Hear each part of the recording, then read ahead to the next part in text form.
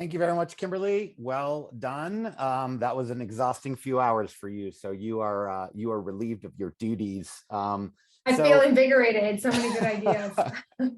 So I'm excited to call Stephen back, as well as Johnny. So Johnny, turn on your camera. So the idea of the post game wrap is to summarize a little bit of what we saw today. I know, Stephen, it was 3 a.m. or so when we started your time, so you maybe missed a few of the beginning ones, but we'll kind of just look at some of the broader themes from the startups that we saw today, as well as we'll kind of broaden the lens a little bit to the wider market. So I'm going to stop my share here so we can see each other. So Johnny, good to see you. Thanks both of you for all your help with this. Before we dig into some of what we saw today from a company standpoint, I've asked this question before, and I really like to get perspective and maybe see if some of that perspective's changed as a result of some of the challenges that we've had over the last 6 to 9 months. Stephen, maybe start with you. What do you look at when you're evaluating startups? And has that changed at all over the last, let's say 6 to 9 months or so? Sure. Great question. And thanks so much for having me. Thanks so much for everybody who has engaged throughout this whole competition. It's really impressive. And I've enjoyed seeing so many startups today. So yeah, at JetBlue Technology Ventures, we typically invest in a Series A. We've invested in 46 companies over the last 7.5 years, which is wild for us. As a CVC, we're beginning to become old as a CVC, which is a comfortable position to be in. But I think for us, this last year has been really interesting. It's still a time that a lot of people say in the corporate venture space, there's a lot of dry powder lying around. You have a lot of folks that if you did have a longer term fund, you were able to raise that in better times, and now you have to deploy that capital over time. So it allows folks to be selective right now. For us, we're an evergreen fund as well, so we have an annual allocation off the balance sheet. So that means for us that it's kind of more of a buyer's market right now, and we don't feel a need to go as much into speculative deals. I think this last 6 to 9 months, I mean, we've seen multiple things, right? We've seen interest rates rise, we've seen inflation plateau, we have seen kind of the deflation of the Web3 bubble as well. And we've seen the rise of generative AI as a focus area. And I think we'll probably speak to that technology in a bit. But I think for us, it means that we were glad to have sat out a lot of the more speculative ones in Web3, stuff that's too attached to specific assets or specific kinds of technologies. For us, we focus more on picks and shovels plays. We did a couple that were oriented there. So we want to see whether it's a platform that can generate long-term interoperability with specific use cases, or we'd want to see things that have actual revenues associated with them. And I think it's kind of increased our ability to be selective. And if maybe a year ago, folks were looking for 500,000 of ARR or $1 million of ARR, now investors have kind of earned the right to some extent to double those metrics and get more selective. Yeah. Johnny, how about you? You've been around the block a little bit. You've founded some startups. You've done a little bit of investing. What do you look for when you're kind of out there scouring the market? And even if maybe if you were to start a startup today, like what are some of those things that you'd be thinking about? So I think we're clearly in a phase where, of course, the macroeconomics have changed dramatically, and that will go up and down. But I'm looking at things that will have a long-term impact in this industry. So sustainability, I believe we are at a very early stage of kind of new technologies and services and solutions, and enabling the flow of data efficiently around sustainability. So I see that becoming just a more and more important area over the next 20 years, most likely. I'm always fascinated by kind of the blockchain opportunity, but at the same time, it's really hard to pin down how you convert that into business models. And I think what Chain for Travel is showing is the beginning, perhaps, of a new ecosystem that will enable others to build on top. So I think people playing into that ecosystem, sharing innovation model, for me, that's very important. And then I really like what we saw today, the focus on the Gen Z travelers. the next generation travelers that do not belong in the old OTA and OBT world. Right? We simply have to accept they will be reached in other ways. And if we take the 20-year lifespan of OTAs, that means there's probably a 20-year lifespan of new way of reaching the next generation travelers. So I really think there's long-term potential there. Yeah. And then just iron out the inefficiencies of data flow and settlement and payment. We have only just started there. Yep, we've been trying to tackle that for some decades now. But appreciate your comment on Gen Z. I thought that was interesting as well. We saw a lot of companies that were focused on engaging that Gen Z traveler. We also saw, some virtual reality stuff that, we've been talking about in the market for quite some time. Maybe we're starting to get a little bit more adoption of virtual reality tech. We saw, blended travel solutions, which is something that, rapidly emerged through the pandemic, digitizing various aspects of the journey. To your point, Johnny, I think, we've over the last decades, we've seen a lot of companies that have really tried to attack different parts of the customer journey.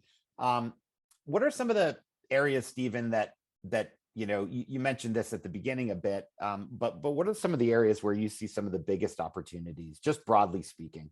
Yeah, for sure. I mean, picking up on the generative AI wave right now, I think it's interesting for us in our industry, in the travel industry, right? Everybody's rushing to say, and so many people who are outside the industry but cover it are saying, oh, itinerary building, trip planning, so intuitive, so straightforward. Yeah, I get that. But one, it's going to create for a crowded market. Two, it's a question of who is most trusted in that space. For airlines, I don't know that we're the right ones to do that, or a parent company are the right ones to do that, because this is something where OTAs have done a wonderful job of building trust over the years. Go to us and we will find the lowest price for you across all the airlines and all of the hotels. So bringing in various data sources into one place, it's cool to see the experimentation that Expedia and Kayak have done so far here. I'm curious to see how it's going to continue to grow. But when it comes to generative AI, what gets me most excited is the really mundane, boring use cases for it. We used to, very similar to today's event, when we've got all these wonderful judges who are putting in comments on all these wonderful startups. For us, we used to do that by hand for pitch competitions.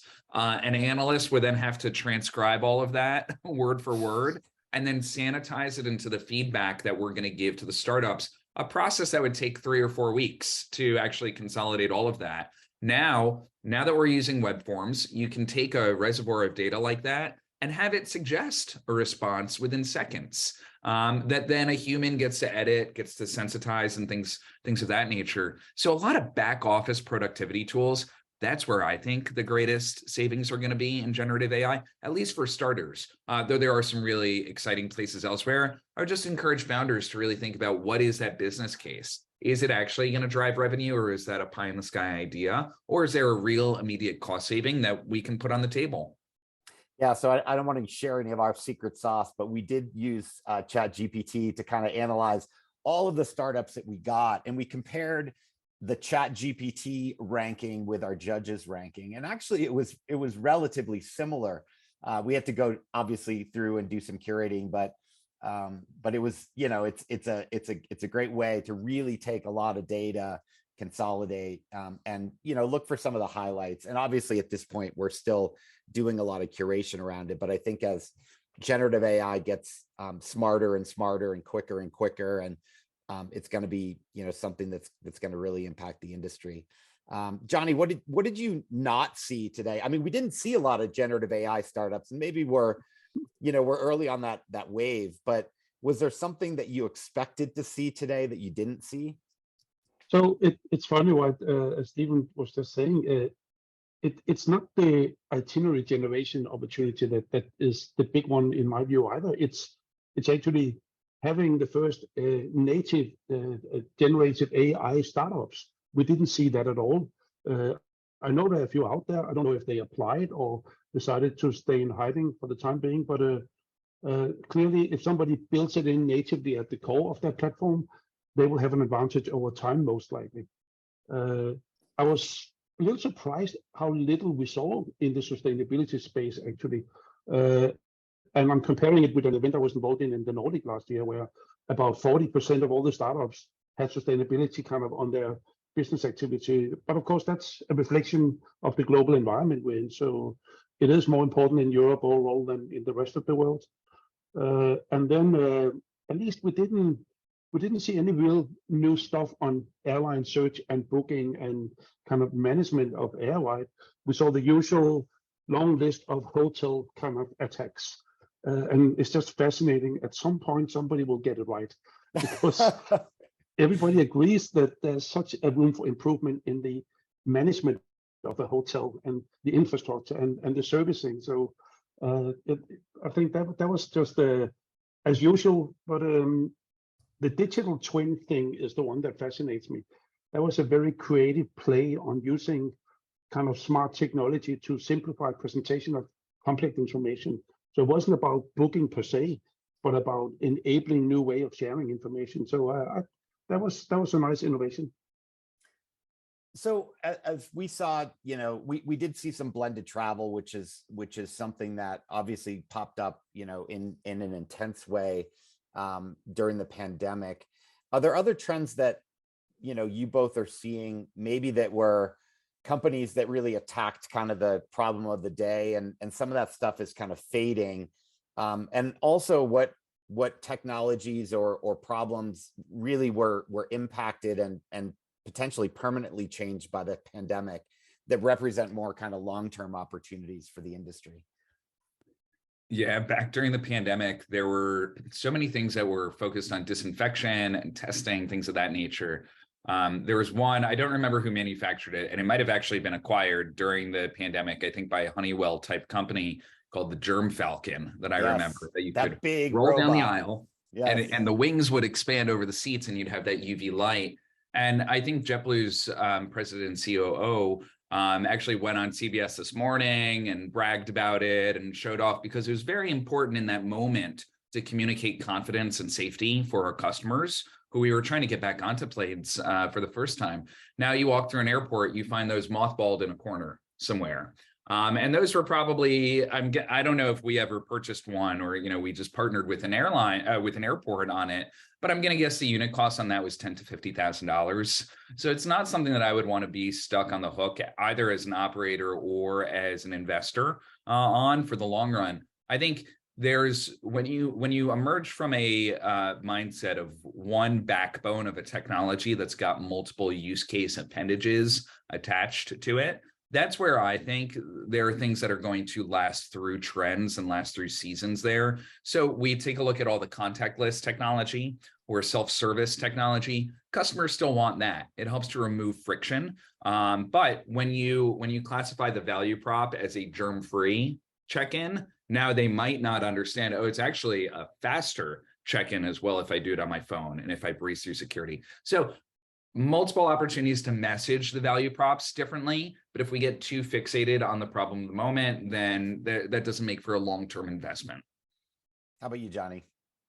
Well, I think agree on the kind of the COVID craze, right? It was cleaning and it was kind of health and security data.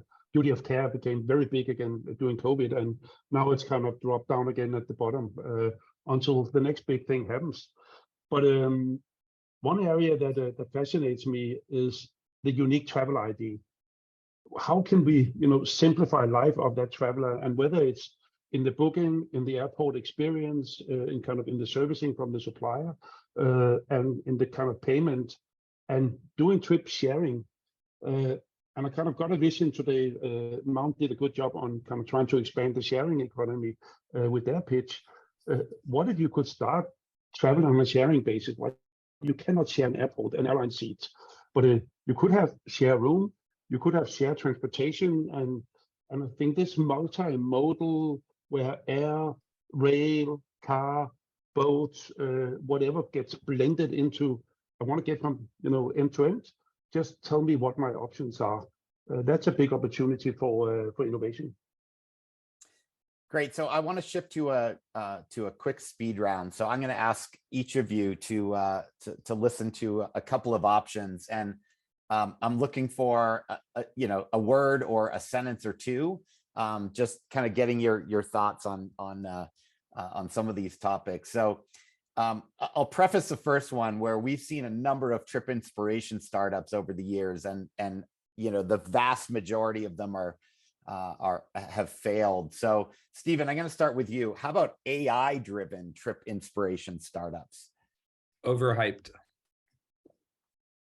Johnny, B2B versus B2C. Unknown split. Okay, fair enough. Stephen, startups empowering creators, so the creator economy. Monetization. I'm trying to stick to one word, so I'll add tone to it. Okay. Monetization. I like it. Johnny, how about business travel startups? Major opportunity. Yeah, I thought you might say that. I'm biased. Stephen, you mentioned this one before, but blockchain, and maybe I'll give you a little bit more than one sentence here. You mentioned that hype cycle maybe we're kind of coming down a little bit, but is there a real use case for blockchain technology that you see maybe a little bit longer term? Absolutely. Tech ops, sustainability, distribution. There are definitely places within here. I think, unfortunately, these tend to be some of the more highly regulated portions of the business, though. So before an airline gives up its tech ops management system from a traditional provider, something that's going to be highly scrutinized by the FAA and the DOT, there needs to be that trust in the system. So I'd be curious to see what someone can do with a smaller operator, with a Part 135 or something like that, to prove to major airlines that they are ready. Yeah. Johnny, how about hospitality startups? Again, something that you brought up before. So what do you think about hospitality startups? Are we just going to continue to see, loads and loads of companies trying to solve some of the challenges in the hospitality space? So I'll just add one word to Steve's kind of a blockchain story, which is ticketing. Airline tickets screen blockchain. But on the hospitality front, I would say next-gen PMS that becomes a dominant or two or three dominant systems to replace the army of hundreds of PMSs that makes it so hard for everyone. And it has to be incredible low cost of onboarding, otherwise it will never happen. All right, we're going to go back to one word to get through the rest of these. So, Stephen, incubators and accelerators. Partners. Deal flow. Johnny, well-funded and bloated or underfunded and lean? Likely to succeed when well-funded. Stephen, access to funding. Constrained right now. Johnny, global aspirations. Challenging. Stephen, own the regional market. Depending on the technology. Johnny, angel investing or operating a startup? Pick your poison. Stephen, operating an airline or investing in startups and helping them scale? Not mutually exclusive. All right, great. So we've got just a minute or two left. Maybe Johnny, we'll start with you just to kind of wrap a bow on the conversation today. So what are some of the things that you saw? What does the travel startup world look like here as we kind of lead into the next 9 months to a year? So I mean, first of all, I've just enjoyed today so intensely, right? It's so inspiring. One thing that surprised me, most of these startups have very modest expectations for fundraising. I would actually expect them to go higher to increase chance of success. So, be more aggressive with a good story behind it. Yeah, no, and Mike mentioned it during his presentation at the beginning that you missed, Stephen, that over the last 4 to 5 weeks, we've seen a dramatic uptick in funding. The first quarter was ugly, as we all know. Stephen, how about you? What does the state of travel startups look like here for the next year to two? Yeah, I think you're going to see fewer speculative ideas get off the ground during times like this when capital is really constrained. I think if you have a much better immediacy of use case or ability to bring in revenue, even if it's not for your core business, but it's helping to provide cash flow to the business, ways that you can get creative, we definitely appreciate. Great. So thanks to you two both. Really enjoyed the conversation and appreciate all the support that you provided in scoring these startups and judging them. I think the future is bright for travel startups. So thanks for spending a bit of time with us here. Thank you, Absolutely. Pete. With a pleasure. All right, great. So we're going to transition here to the award ceremony. But first, I wanted to start by once again acknowledging and thanking our judges who spent quite a bit of time going through the startups and vetting them and ranking them, selecting them. So we saw 25 of them today, and we'll see 3 winners from each region that will graduate to the next portion of the global startup pitch. That's going to take place on August 24th. From that list, we will whittle down to the final 5 who will present on stage at WiT Singapore in early October. And then finally, we'll select a winner from that 5 who will present on the Phocuswright conference stage in November during a spotlight presentation. So I'd like to also acknowledge our partners and sponsors. So thanks to JetBlue Ventures for supporting this event. Thanks also to AWS, Amazon Web Services, for supporting the competition and providing generous awards for all of the startups that advanced to the grand finals. So the awards will include up to $100,000 in AWS promotional credit for the top 3 and up to $25,000 in promotional credit for the remaining finalists. Also, thanks to Stripe, who will provide some additional credits. They'll provide $10,000 fee-free credit card processing credit for the 5 finalists and an additional $10,000, so $20,000 total credit for the winner of the Global Startup Pitch Competition, who again will present on the Phocuswright stage in November. So thanks for the partnerships and really appreciate it. So on to the finalists here. So Mike, want to join me on the virtual stage and help me present the finalists? For sure, happy to. All right, great. So let's start off here with Asia Pacific. Yeah, so for Asia Pacific, congratulations to, I believe it was Igoroom. Never know what the pronunciations. I believe it was Igoroom, Roady Travel, and Tour Amigo. Congratulations to you. Middle East and Africa, beachsearcher.com, Direx, and Travel Creators. Europe, Because, Hotelverse, and ZYTLYN. And for the Americas, Legends, Sion, and Traveler. And wildcard, Avol Aerospace, Kotozna, and Wall ID. Congrats, everybody. Nice job to all the presenters, though. Great presentations all day. The scores were close, I can say that. Yeah, definitely. So again, thanks for everyone's support. Hope to see you in Singapore at WiT as well as at the Phocuswright conference. But first, we will be in Barcelona next month at Phocuswright Europe. So if you haven't registered yet, it's going to be a great event. It's mid-June, Barcelona. Can't think of a better place to be in mid-June. So looking forward to that. Thanks, Mike, for managing the judging, and congratulations to all the winners. Thank you, everyone.